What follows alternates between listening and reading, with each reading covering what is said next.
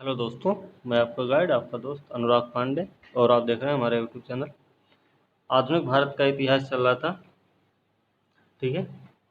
उसमें हम 1857 की क्रांति और कुछ जनजातीय आंदोलन और कुछ किसान आंदोलन नहीं पढ़ाए हैं अभी, जिनको हमने बोला भी था कि हम इसको बाद में बताएंगे, ठीक है। तो आज उसे ही देखेंगे, 1857 की क्रांति सबसे पहले, फिर उसके बाद और जो आंदोलन है उनके बारे में थोड़ा सा देखेंगे, ठीक है। तो 1857 की जो क्रांति है, ऐसा नहीं कि ये पहली बार हुआ है, क्योंकि इससे पहले बहुत सारे आंदोलन हो चुके थे। सन्यासी विद्रोह जैसे विद्रोह हो चुके थे भारत में इससे पहले, ठीक है। तो 1857 की क्रांति में ऐसा क्या था कि लोग बहुत ज़्यादा संख्या में इसमें भाग लिए, अंग्रेज़ों के खिलाफ आग बबूला हुए, उनके खिलाफ इन्होंने हथियार उठाए। तो इसके दो रीज़न हैं, एक तो तात्कालिक कारण है और एक दीर्घकालिक कारण है, ठीक है। तो दीर्घकालिक कारण की बात अगर करें तो दीर्घकालिक में क्या आ जाएगा, देखिए, सामाजिक हस्तक्षेप, ठीक है, राजनीतिक आर्थिक हस्तक्षेप, सांस्कृतिक हस्तक्षेप अंग्रेजों का, तो ये सब इसमें आ जाएंगे आपके दीर्घकालिक हस्तक्षेप में, ठीक है। तात्कालिक हस्तक्षेप में क्या आएगा, अब इसी दीर्घकालिक हस्तक्षेप में जैसे सहायक संधि है, वो दूसरा है कि गोद ना लेने वाले प्रथा को समाप्त, गोद ना ले लिया जाए, तो जिनके पास जिन राजा के पास पुत्र नहीं है तो उनको, उनके पुत्री है तब भी उनको वारिस नहीं माना जाएगा, उनके राज्य को हड़प लिया, राज्य हड़प नीति, राज्य को हड़प लिया जाएगा, ऐसा नियम था, ठीक है। ये सब चीज़ें तो रही हैं, वो दीर्घकालिक में आएंगे। लेकिन तात्कालिक कारण की बात क्या है कि तात्कालिक कारण में पहले पुरानी लोहे वाली बंदूकें चलती थी, ब्राउन बेस जिसको बोलते थे। अब क्या हुआ कि नवीन एनफील्ड राइफल का प्रयोग किया जाने लगा, ठीक है। तो ये 1856 की कहानी है कि 1856 में नई बंदूक आती है एनफील्ड की, तोड़दार होती, ठीक है। उसमें क्या होता है कि चर्बी, जो कारतूस होता है, उसको मुंह से खींच के फिर उसको बंदूक में भरते हैं, फिर चलाना होता था। तो ऐसी अफवाह उड़ गई कि ये जो कारतूस है इसमें गाय और सूअर की चर्बी मिली हुई है। तो इस बात को लेके ये विद्रोह भड़क गया था, ठीक है। और ये विद्रोह की शुरुआत होती है बैरकपुर छावनी से, ठीक है। बैरकपुर छावनी से शुरुआत होती है, कौन, यहाँ पे मंगल पांडे, ठीक है, मंगल पांडे हैं। तो इनसे इसकी शुरुआत होती है और ये जो है 34वीं नेटिव इन्फेंट्री रेजिमेंट के सैनिक थे मंगल पांडे, ठीक है। तो आज हम यही पढ़ेंगे। चलिए आज शुरू करते हैं आज का वीडियो को लास्ट तक जरूर देखें और वीडियो को लाइक शेयर कमेंट करना ना भूलें, साथ में चैनल को भी सब्सक्राइब करें, ठीक है। तो देखते हैं आज से। देखिए, 1857 क्रांति, क्या हमने बताया था, 1856 में सरकार ने पुराने लोहे वाली बंदूकें जो ब्राउन बेस थी उनके स्थान पर नवीन एनफील्ड राइफल, ठीक है, यूज करने की बात हुई। अच्छा, इनके जो प्रशिक्षण स्थल थे वो थे डमडम, अम्बाला, सियालकोट। डमडम, अम्बाला और सियालकोट में इनके प्रशिक्षण केंद्र भी थे। मार्च 1857 की बात है, ठीक है, मार्च 1857 की बात है कि वहाँ पे ऐसे ही बैरकपुर में एक सैनिक है मंगल पांडे ने अपने रेजिमेंट की क्या कर दी, हत्या कर दी, ठीक है। तो रेजिमेंट ने हत्या कर दी और जब इन्होंने हत्या कर दी तो क्या हुआ कि वो जो इन्फेंट्री थी, जिस इन्फेंट्री से ये बिलोंग करते थे, उस इन्फेंट्री को भंग कर दिया गया फिर तुरंत, ठीक है। इसके अलावा क्या है कि यहाँ पे जनवरी का महीना है, ठीक है, ये तो मार्च अभी हम बता दिए। पहले तो है क्या, देखिए जनवरी का महीना है 1857 का समय। तो उसमें क्या हुआ कि एक ऐसे अफवाह फैल गई, पहले अफवाह फैलती है फिर उसके बाद मंगल पांडे मारते हैं। तो उसमें एक अफवाह फैली क्या है कि ये जो कारतूस हैं ये चर्बी वाले कारतूस हैं और इसमें गाय और सूअर की चर्बी मिली हुई है। तो जब ये बात फैली तो सैनिक अधिकारियों ने क्या किया, इस अफवाह की जांच किए बिना इसका खंडन ही कर दिया कि ऐसा कुछ नहीं है, ये आप लोग फालतू चीज़ सोच रहे हैं। ठीक है, तो कुछ सैनिकों को विश्वास भी हो गया था इसमें कि नहीं, ये चर्बी वाले कारतूस का प्रयोग उनके धर्म को भ्रष्ट करने के लिए किया जा रहा है, जैसा कि पहले भी था कि इन्होंने बहुत सारे इनके सामाजिक, धार्मिक, आर्थिक, राजनीतिक, सांस्कृतिक प्रहार किए थे। तो इनको ये भी लगा कि नहीं, ये तो धर्म भ्रष्ट करने वाले हैं। तो 1857 मार्च का महीना है, 29 तारीख है। तो इस समय बैरकपुर में सैनिकों ने क्या किया, चर्बी वाले कारतूस का प्रयोग करने से मना कर दिया। और यहीं पे मंगल पांडे क्या किए, अपने रेजिमेंट की हत्या कर दी। ठीक है, अब रेजिमेंट की हत्या तो कर दिए, तो हत्या करने के बाद क्या हुआ कि वो जिस इन्फेंट्री में काम कर रहे थे उसको क्या किया गया, तुरंत समाप्त किया गया। अब 1857 की क्रांति का प्रमुख कारण ब्रिटिश सरकार की खराब नीतियां रही हैं, घिनौनी नहीं बोल सकते, लेकिन खराब नीतियां रही जिनसे तंग आकर अंततः विद्रोह जो है ज्वालामुखी की तरह फूट पड़ा। ठीक है, अब इसमें देखिए क्या है, एंग्लो इंडियन इतिहासकारों ने सैनिक असंतोष और चर्बी वाले कारतूसों को ही 1857 के महान विद्रोह का सबसे मुख्य कारण और महत्वपूर्ण कारण भी बताया था। ठीक है, आधुनिक भारतीय इतिहासकारों ने भी चर्बी वाले कारतूस माने। ठीक है, और सबसे प्रमुख कारण भी उनको ही माने थे, और ये भी कहे थे नहीं सर, वो सबसे प्रमुख कारण नहीं हो सकता है और भी कोई रीजन रहे। ठीक है, तो चर्बी वाले कारतूस जो थे वो सैनिकों का विद्रोह तो केवल एक चिंगारी थी। भारतीय इतिहासकार कहते हैं कि जो चर्बी वाले कारतूस और सैनिकों का जो विद्रोह था वो तो ये सिर्फ एक चिंगारी थी, जिसमें समस्त विस्फोट पदार्थ धार्मिक, राजनैतिक, सामाजिक, आर्थिक कारणों से एकत्र हुए थे। ये तो बहुत पहले से ही हो रहा था, ये तो सिर्फ चिंगारी का काम किया कि चर्बी वाली कारतूस है, धर्म को भ्रष्ट किया जा रहा, तो लाओ अब ऐसा करेंगे। ठीक है, तो ये सब चीज़ें इसमें थोड़ा सा हो गई थी। आगे देखते हैं, तो 1857 की क्रांति है। तो 1857 की क्रांति की शुरुआत हो रही है कहाँ से, मेरठ। मेरठ से शुरू हो रही है 1857 क्रांति, 10 मई का दिन है। ठीक है, इसमें क्या हुआ गया कि तीसरी कैवलरी रेजिमेंट के सैनिकों ने क्या किया, चर्बी युक्त कारतूसों को छूने से इनकार कर दिया, और छूने से इनकार करने के बाद उन्होंने खुलेआम बगावत कर दी। ठीक है, तीसरी कैवलरी देखिए, हाँ यहाँ पे है, तीसरी कैवलरी सैनिकों ने क्या किया,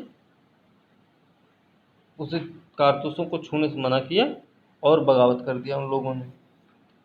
इन लोगों ने अपने अधिकारियों पर भी गोली चलवा दी, साथियों को मुक्त करवा लिया। फिर वो क्या किया, वहाँ से दिल्ली की ओर भाग निकले कि दिल्ली की ओर जाएँ। तो 12 मई का दिन है, सुबह होते होते ये लोग दिल्ली पहुँचे। ठीक है, और दिल्ली पर इनका अधिकार हो गया। ठीक है, अब दिल्ली पर पहुँचने के बाद, दिल्ली पर अधिकार करने के बाद, वहाँ पे उस समय मुग़ल शासक हैं बहादुर शाह ज़फ़र, जिनको बहादुर शाह द्वितीय भी कहा जाता है। वो शासक हैं लेकिन उनके पास कुछ है नहीं, अब वो वहीं लाल किला में रहते हैं। तो सैनिक जब वहाँ पे पहुँचे तो उन्होंने क्या किया कि लाल किले के अंदर प्रवेश करने की इच्छा जताई कि यहाँ पे हम जाएंगे और यहाँ राजा से मिलेंगे, राजा को नेतृत्व देंगे और फिर हम अपना युद्ध शुरू करेंगे। तो राजा भी मान नहीं रहे थे, लेकिन बहुत ज़्यादा रिक्वेस्ट होने के बाद वो मान गए इस बात को कि चलिए ठीक है, हम नेतृत्व देंगे अपना। मेरठ से लोग चले हैं बहुत सारे, ठीक है। मंगल पांडे ने इसकी शुरुआत की है। लेकिन ऐसा क्या है कि लोग दिल्ली पहुंचे, लाल किला में, और वहाँ पे एक मुगल शासक को अपना नेतृत्व देने की बात कर रहे हैं। इसका सबसे बड़ा रीज़न है कि मुगल शासकों के प्रति लोगों की, ठीक है, लोगों की दिलचस्पी थी, लोग उनको जानते थे कि वो हमारे राजा हैं, इसलिए ऐसा किया गया कि ताकि लगे लोगों को कि नहीं, मुगल शासक जो हैं, जो हमारे राजा हैं, वो हमारे साथ खड़े हुए, ठीक है। इसका सबसे बड़ा रीज़न यही था और कोई विशेष रीज़न नहीं था, ठीक है। इसके जो प्रतीक रहे हैं स्वाधीनता संग्राम 1857 के प्रतीक रहे हैं, वो रहे हैं कमल और रोटी, ध्यान रखना, कमल और रोटी रहे हैं, ठीक है, ठीक है ना। तो दिल्ली के लाल किले पर पहुंचे, वहीं पे धरना दिए। बरेली में रोहिलखंड के भूतपूर्व शासक के उत्तराधिकारी रहे खान बहादुर ने क्या किया, 1857 के विद्रोह की रहनुमाई की है। खान बहादुर है, रोहिलखंड के भूतपूर्व शासक रहे हैं ये, ठीक है। ये सब तो ठीक है। अब देखिए, इसके नेतृत्व इसका जो है जगह जगह पर कई लोगों ने किया है, ठीक है। तो अब खान बहादुर कहाँ है, बरेली में है। अभी इसमें देखेंगे जैसे कुछ लोग हैं जिन्होंने अपना अपना नेतृत्व दिया है, इसके बारे में हम जानेंगे, ठीक है। तो देखिए, जैसे रानी लक्ष्मीबाई ने अपना नेतृत्व दिया है, ठीक है ना। तो रानी लक्ष्मीबाई का क्या था कि डलहौजी का व्यक्तिगत सिद्धांत था राज्य हड़प नीति। किसकी थी, डलहौजी इसी के लिए प्रसिद्ध था कि वो राज्य हड़प नीति में माहिर था, ठीक है। इसने क्या किया कि 1853 में झांसी का ब्रिटिश साम्राज्य में विलय कर लिया। 1853 में झांसी का विलय किया, और इस बेस पर विलय किया कि राजा का कोई उत्तराधिकारी नहीं है, जबकि एक उनके पास उत्तराधिकारी था जो कि एक दत्तक पुत्र था, ठीक है। इस बेस पर भी उन्होंने वहाँ झांसी के राजा जो थे उनका उत्तराधिकारी मानने से मना कर दिया, ठीक है, और उनके राज्य को हड़प लिया 1853 में। 4 जून 1857 को क्या हुआ है, देखिए, रानी लक्ष्मीबाई, अच्छा, रानी लक्ष्मीबाई क्या है, इनका मूल नाम क्या था, मणिकर्णिका था, ये तो सबको पता होगा, जन्म हुआ वाराणसी में, ठीक है। इसका कोई वो नहीं है इसमें। देखिए आगे कि नाना साहब के सलाहकार रहे। नाना साहब कौन है ये, नाना साहब को अब क्या आपको याद होगा कि जो पेशवा थे, मराठा पेशवा, उनके पुत्र थे ये, ठीक है।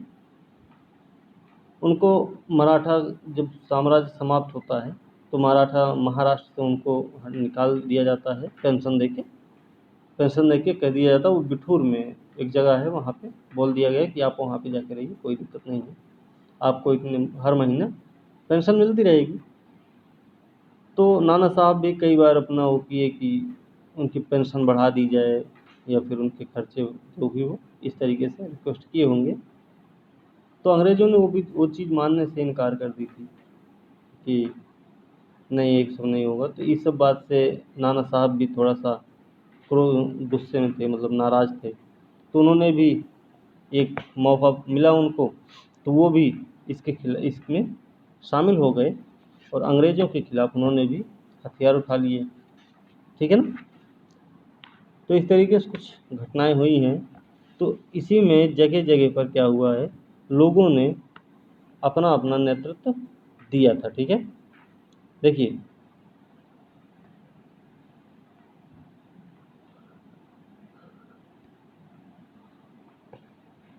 मंगल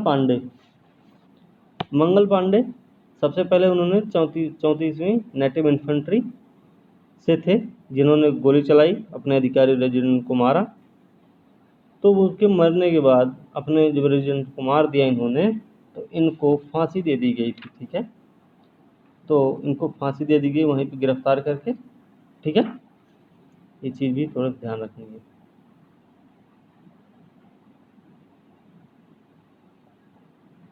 चलिए देखिए अब क्या है इसमें, तात्या टोपे हैं। तात्या टोपे का कई बार प्रश्न में मतलब प्रश्न आता है कि इनका पूरा नाम क्या था, या ठीक है। तो इनका पूरा नाम था रामचंद्र पांडुरंग। फांसी दी गई थी इनको भी 1859 में, ठीक है। असम में थे दीवान मनीराम दत्त, कंप हरेश्वर सिंह को राजा घोषित कर दिए। कौन? मनीराम दत्त जो है कंप हरेश्वर सिंह को क्या किए? राजा घोषित कर दिए। कंप हरेश्वर है, ये ध्यान रखना, कंद नहीं, कंप हरेश्वर, इनको राजा घोषित कर दिए थे ये, ठीक है। फिर फैजाबाद में है, फैजाबाद में कौन? मौलवी अहमदुल्ला शाह हैं। ये अंग्रेजों के सबसे कट्टर दुश्मन माने जाते हैं, मौलवी अहमदुल्ला शाह। ये अंग्रेजों के सबसे कट्टर दुश्मन माने जाते हैं। सारे लोग काफिर अंग्रेजों के विरुद्ध खड़े हो जाओ, इन्होंने बोला था। किसने? मौलवी अहमदुल्ला ने कहा था कि सारे लोग अंग्रेज काफिर अंग्रेजों के विरुद्ध खड़े हो जाओ और उन्हें भारत से बाहर खदेड़ दो, ठीक है। तो इनके बारे में अंग्रेजों ने कहा कि अदम्य साहस के गुणों से परिपूर्ण और दृढ़ संकल्प, ये भी प्रश्न आ चुका है पहले, दृढ़ संकल्प वाले व्यक्ति और विद्रोहियों में सर्वोत्तम सैनिक मौलवी अहमदुल्ला शाह, ठीक है। 1857 के विद्रोह को मिर्जा गालिब ने स्वयं अपनी आंखों से देखा था। ग्वालियर सिंधिया ने अंग्रेजों की सहायता की थी। कुछ लोगों ने विद्रोह किया, कुछ लोगों ने मदद भी की। तो कुछ लोगों ने मदद विद्रोह किया कि हमें आज़ादी चाहिए, कुछ लोगों ने मदद की कि हम इनाम लेंगे, ठीक है। और कुछ लोग ऐसे भी रहे कि जो शांति के साथ चुपचाप बैठे रहे, उन्होंने कुछ नहीं किया, कहीं शामिल नहीं हुए कोई लोग। सब लोग, जैसे उत्तर भारत में तो पूरा पूरा लगभग फैल चुका था ये, दक्षिण भारत अछूता रहा है इस आंदोलन से, ठीक है। तो देखिए क्या है,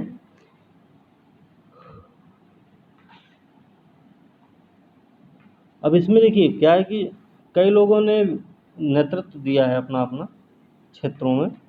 तो नाम आते हैं, कभी पूछा जाता है मिलान करने के लिए, हो सकता है क्वेश्चन ही आ जाए, प्रश्न ही सीधा सीधा दे दिया जाए। तो इस तरीके से थोड़ा ध्यान रखना है कौन कहाँ का नेतृत्व दिया है। तो हम शुरू देखते हैं कि किसने किसका नेतृत्व किया था। देखिए दिल्ली का नेतृत्व किसने किया है?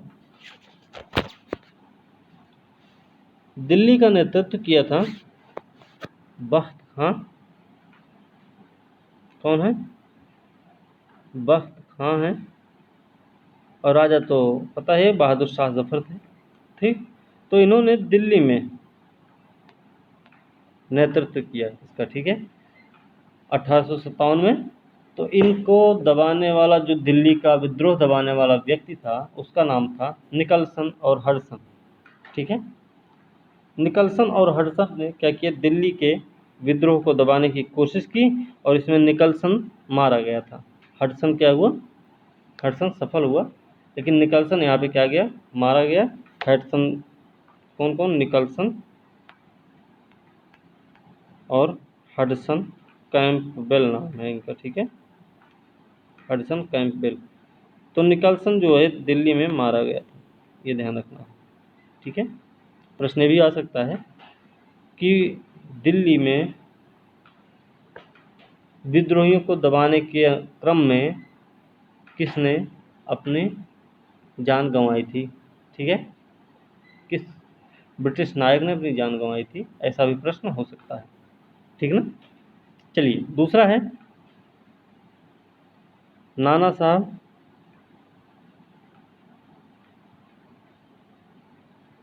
नाना साहब हैं तात्या टोपे, नाना साहब और तात्या टोपे हैं, तात्या टोपे नाम है। इन दोनों ने क्या किया? इन दोनों ने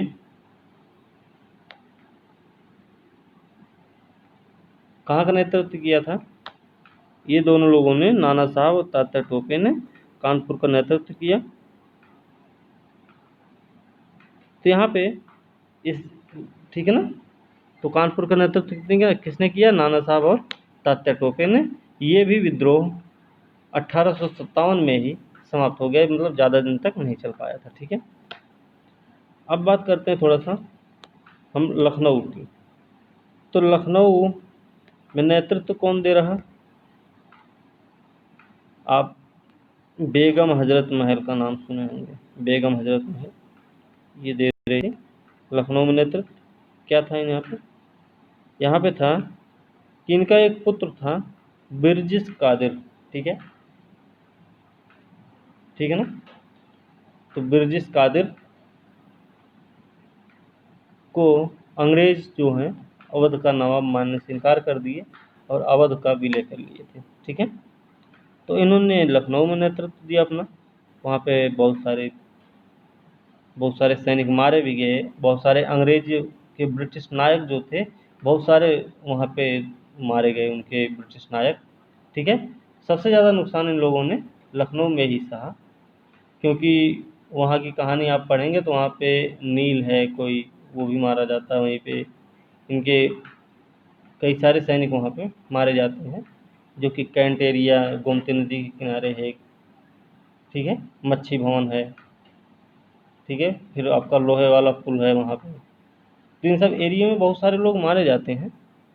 तो लखनऊ में बहुत ज़्यादा, फिर लखनऊ के युद्ध में ही वहाँ पे चिन्हट की लड़ाई होती है।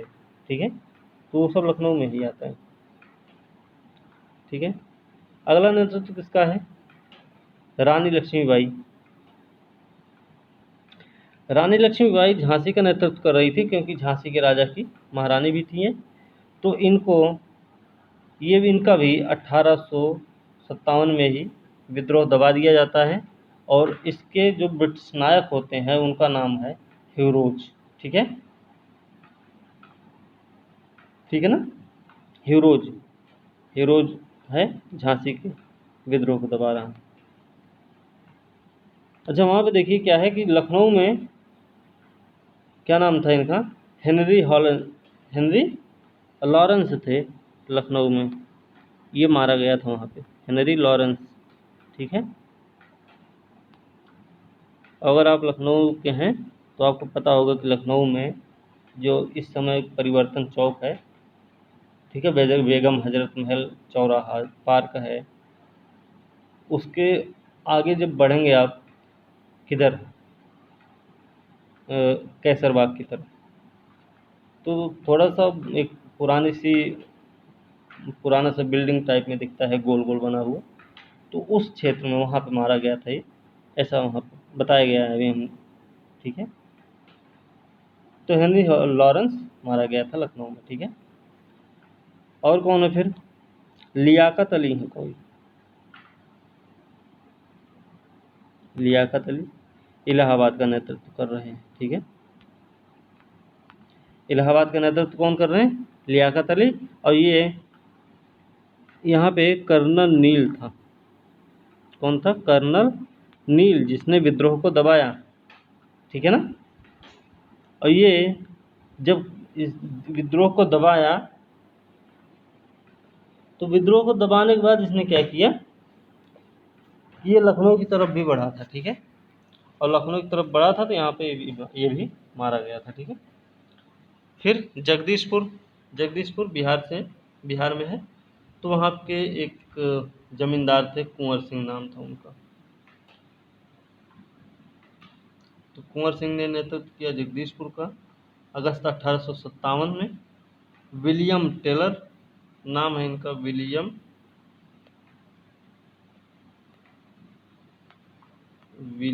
टेलर, और कौन?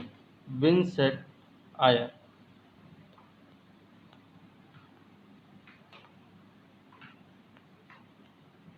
विंसेंट आयर है। ठीक है, इन दोनों ने मिलके दबाया था यहाँ का विद्रोह। फिर अगला खान बहादुर खां है।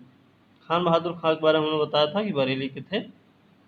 ठीक है, इन्होंने वहाँ का नेतृत्व संभाला। फिर मौलवी अहमदुल्ला हैं, जो कि फैजाबाद के रहे।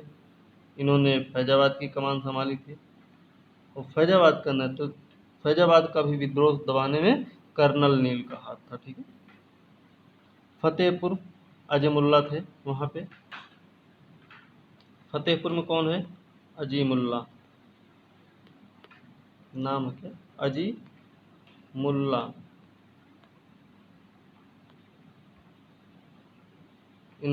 ठीक है, इन्होंने नेतृत्व दिया फतेहपुर को, और यहाँ के उसको दबाया गया, विद्रोह दबाया किसने? जनरल रेनाल्ड ने। ठीक है, तो ये चीज़ें थोड़ी सी ध्यान रखनी है, किसने कहाँ का नेतृत्व दिया था। देखिए, 1857 के विद्रोह को मिर्जा गालिब ने स्वयं अपनी नग्न आंखों से देखा था। ग्वालियर के सिंधिया ने अंग्रेजों की सहायता की थी। ठीक है, संकट के समय कैनिंग ने कहा था कि यदि सिंधिया भी विद्रोह में सम्मिलित हो जाए तो मुझे कल ही बिस्तर गोल करना होगा। ठीक है, हो सकता है उसको चने की झाड़ पे चढ़ाया हो सिंधिया को, कि वो ये सब सोचे कि नहीं हम तो आपकी मदद करेंगे, आप परेशान मत होइए। तो ये सब हो सकता है जानबूझ के ऐसे ही बोला हो कि चने की झाड़ पे चढ़ा देते हैं, बाकी अभी उतार देंगे। ठीक है, तो ऐसा बोला है भाई, बहरहाल लॉर्ड कैनिंग ने। ठीक है, तो लॉर्ड कैनिंग कौन है भाई? लॉर्ड कैनिंग 1857 के समय में भारत के गवर्नर जनरल हैं, ध्यान रखना इसका। ठीक है, कई बार प्रश्न आता भी है, अभी यही बाद में वायसराय बन जाएंगे।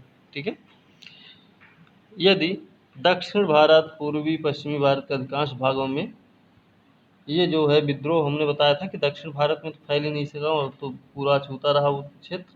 विद्रोह के समय लॉर्ड कैनिंग ने इलाहाबाद को आपातकालीन मुख्यालय भी बनाया था। तो 1857 के समय में आपातकालीन मुख्यालय इलाहाबाद को बनाया गया था। ये भी चीज़ आपको ध्यान में रखनी है। ठीक है, न्यायिक सुधारों के अंतर्गत कैनिंग ने इंडियन हाई कोर्ट एक्ट द्वारा बम्बई, कलकत्ता, मद्रास में एक ही उच्च न्यायालय की स्थापना कराई थी इन्होंने। ठीक है ना, ज़्यादा नहीं, बस थोड़ा सा और देखेंगे। 1857 के सिपाही विद्रोह को भारत में इंडियन क्या कहते हैं? भारतीय प्रथम स्वतंत्रता संग्राम के नाम से, तथा ब्रिटेन में इंडियन म्यूटिनी के नाम से बोलते हैं। ठीक है, 1857 को। अब 1857 के विद्रोह के समय बैरकपुर में लेफ्टिनेंट जनरल थे सर जॉन बेनेट हैरिसे नाम था, कमांडिंग ऑफिसर यही था वहाँ पे। ठीक है, कहाँ पे? बैरकपुर में। तो ब्रिटेन में विस्कॉन्ट ब्रिटेन के पीएम थे उस समय, 1855 से 58 के बीच में रहे हैं। अब दिल्ली पर अधिकार करने के क्रम में जनरल जॉन निकलसन जो थे वो मारे गए थे, अभी हमने बताया था, जॉन निकलसन मारे गए थे। और सैनिकों को विश्वास हो गया कि चर्बी वाले कारतूसों का प्रयोग उनके धर्म को नष्ट करने की निश्चित प्रयत्न है। यही भारत के प्रथम स्वतंत्रता संग्राम के विद्रोह का तत्कालीन कारण था। तो ये सब हमने आपको पहले ही बता दिया है। ठीक है, फिर बहादुर शाह जफर को यहाँ पे शासक बनाया जाता है। इलाहाबाद में लियाकत अली थे। तो 1857 के संघर्ष में भाग लेने वाले सिपाहियों की सबसे ज़्यादा जो संख्या थी वो अवध की थी, ये भी हमने आपको बता दिया। ठीक है, अब देखिए, आउवा के ठाकुर हैं, कुशल सिंह नाम है इनका। इन्होंने भी 1857 की क्रांति में अंग्रेजों और जोधपुर की संयुक्त सेना को पराजित किया था। आउवा के ठाकुर थे। ठीक है, ये भी ध्यान रखना। 1857 को विद्रोह में शहादत खान ने अंग्रेजों से संघर्ष किया था, शहादत खान ने। ठीक है, अब देखिए क्या है कि कई बार प्रश्न आता है कि 1857 की क्रांति में विद्रोहियों का साथ, विद्रोह किस किसने किया था? तो ये हमेशा याद रखना कि भारत में शिक्षित मध्यम वर्ग ने 1857 के विद्रोह से तटस्थता बनाए रखी, मतलब ये उससे, उस चीज़ से ये लोग दूर रहे, दूर खड़े रहे। ठीक है, किसानों ने उसमें सहयोग दिया।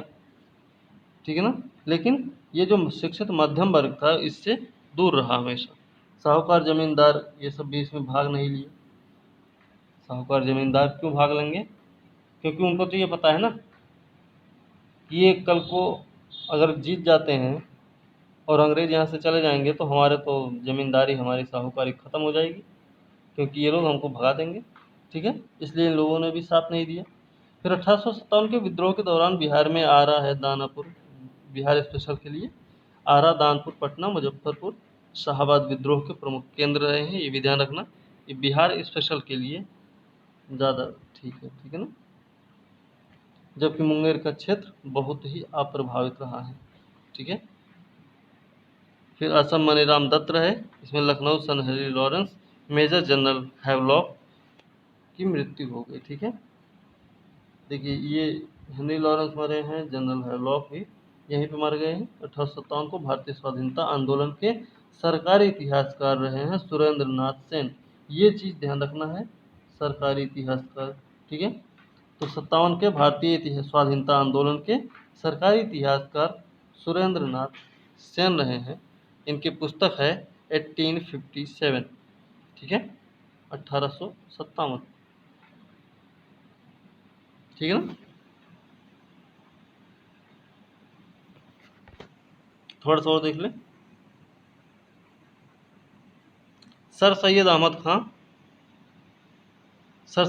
खान ने कुछ किताबें लिखी थी, जैसे असबाब ए बगावत हिंद। असबाब ए बगावत हिंद 1857 की चर्चा की थी। किसमें?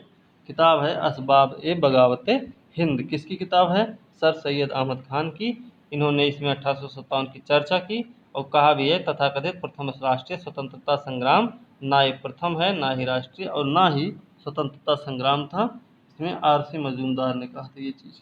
ठीक है, ध्यान रखना कि आर.सी. मजूमदार ने कहा था कि ना तो ये प्रथम है, ना ही राष्ट्रीय और ना ही स्वतंत्रता संग्राम था। अब राष्ट्रीय संग्राम हमने बताया कि पूरे भारत में तो फैला नहीं, दक्षिण का भारत अछूता रहा है, सिंधिया अंग्रेजों की मदद कर रहा है। पूर्वी भारत, उत्तर पूर्वी भारत में भी ये ज़्यादा नहीं फैल पाया। पश्चिमी भारत में मतलब जैसे महाराष्ट्र गुजरात वाला एरिया, तो यहाँ सब भी कुछ ऐसा नहीं हुआ था। तो ये राष्ट्रीय आंदोलन नहीं कह सकते। ठीक है, तो ये तो कुछ क्षेत्र पर ही सीमित रहा है। तो राष्ट्रीय आंदोलन कैसे है, ये इस बात की व्याख्या करते हैं। ठीक है, और पहला नहीं हो सकता क्योंकि इससे भी बड़े बड़े विद्रोह हुए हैं। अब देखा जाए तो फकीर सन्यासी विद्रोह रहा है, वो बहुत बड़े लेवल से रहा है। ठीक है ना, तो इसलिए ऐसा कहते हैं। और स्वतंत्रता संग्राम नहीं था। ठीक है, क्यों? स्वतंत्रता संग्राम भी नहीं था क्योंकि लोग अपने अपने बातों को, अपनी अपनी चीज़ों को लेके लड़ रहे थे।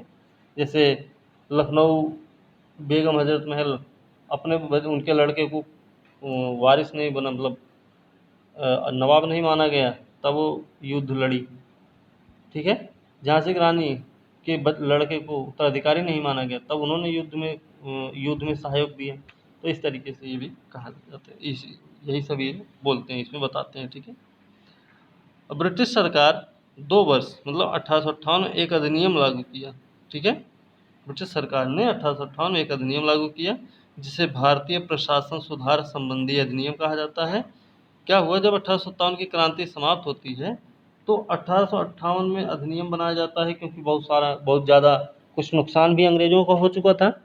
वो उबर तो चुके थे, लेकिन नुकसान भी बहुत ज़्यादा हो चुका था। ठीक है, अब रानी विक्टोरिया का घोषणा पत्र होता है, जिसको सुनाने का काम कौन कर रहा है? इलाहाबाद में लॉर्ड कैनिंग करेगा। ठीक है, वो उनकी घोषणा को सुनाएगा, तो उसमें वो बताएंगे अपनी घोषणा के बारे में। वो हम अभी नहीं, कल के वीडियो में देखेंगे। ठीक है, तो भारतीय प्रशासन सुधार संबंधी अधिनियम इसको बोलते हैं, ये चीज़ ध्यान रखना है। चलिए ये इतना है, यही इतना बस लास्ट है।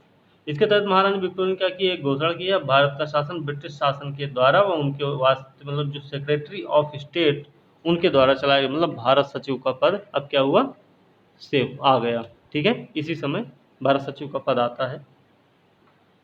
फिर विद्रोह के दमन के बाद ब्रिटिश सरकार ने भारतीय फौज के नवगठन के लिए क्या किया, पील आयोग का गठन किया। ये वाला प्रश्न कई बार आ चुका है। ठीक है, तो पील आयोग का गठन क्यों किया गया था? यहाँ पे भारतीय फौज के नवगठन के लिए किया गया था। ठीक है, तो ये चीज़ें ध्यान रखनी है। अब हम इतना सब कुछ देखें तो एक चीज़ हमें ये भी जानकारी हो जाए कि जैसे कुछ लोगों ने 1857 की क्रांति के बारे में इतिहासकारों ने अपना अपना वक्तव्य दिया है, अपने अपने शब्द बोले हैं, तो उनके बारे में भी थोड़ा जानते हैं। जैसे वी.डी. सावरकर हैं, तो इन्होंने कहा था यह भारत का पहला स्वतंत्रता संग्राम था। कौन? वी.डी. सावरकर। क्या कहते हैं वी.डी. सावरकर? यह भारत का पहला स्वतंत्रता संग्राम था। ठीक है, किसने कहा? वीडी सावरकर ने, विनायक दामोदर सावरकर ने। फिर डिज़रायली हैं, डिज़रायली ने क्या कहा कि यह राष्ट्रीय विद्रोह है, इनको पता ही नहीं होगा, ठीक है। तो डिज़रायली ने क्या कहा कि यह राष्ट्रीय विद्रोह था। एक हैं सर जॉन लॉरेंस और सीले, इन पर प्रश्न बनते हैं, थोड़ा ध्यान रखना कि डिज़रायली ने कहा था कि राष्ट्रीय विद्रोह था, और सर जॉन लॉरेंस और सीले ने क्या कहा था? इन्होंने कहा था कि यह पूरी तरह से सिपाही विद्रोह था, ठीक है। लॉरेंस और सीले, लॉरेंस और सीले ने बोला है ऐसा, ठीक है ना, ये भी ध्यान रखना। आगे और किसी ने कुछ बोला है तो बोले हैं जेम्स आउट्रम और डब्ल्यू टेलर। तो जेम्स आउट्रम और डब्ल्यू टेलर ने क्या बोला है कि यह अंग्रेजों के प्रति, जेम्स आउट्रम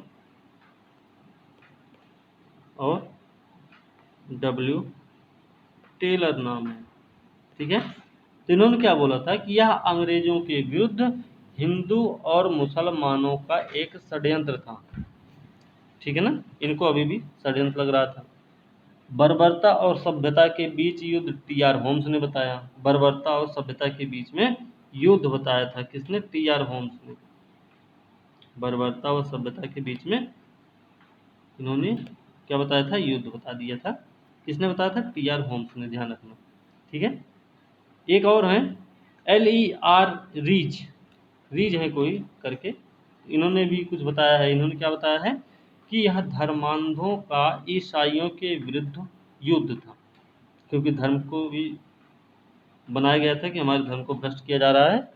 तो इन्होंने इस बात पे बोला कि धर्मांधों के का ईसाइयों के प्रति यह एक युद्ध था, ठीक है। तो आज की वीडियो अच्छी लगी हो तो लाइक शेयर कमेंट जरूर करें, साथ में चैनल को सब्सक्राइब कीजिए और बेल आइकन को जरूर जरूर दबाएं, जिससे आपको नोटिफिकेशन मिलती रहे। अगले वीडियो के साथ कल मिलेंगे, और कल भी इसके आगे ही शुरुआत होगी, ठीक है। तब तक के लिए धन्यवाद।